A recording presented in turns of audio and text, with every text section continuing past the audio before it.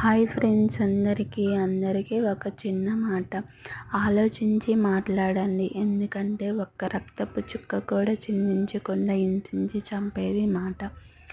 మూర్ఖ స్వభావం కలిగిన వాళ్ళు ఆలోచించకుండా మాట్లాడుతారు. మాట్లాడిన తర్వాత ఆలోచిస్తారు. తెలివి కళ్ళ వాళ్ళు ఆలోచించి మాట్లాడతారు. అందుకే మనమందరం తెలివిగా ఆలోచించి మాట్లాడదాం.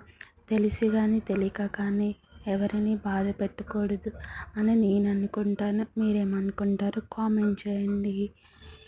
దొండకాయ టమాటా కర్రీ బాగుంటుంది అన్నంలోకి. మీరు ట్రై చేయండి.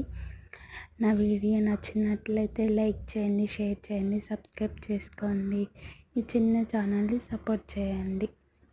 Bye bye.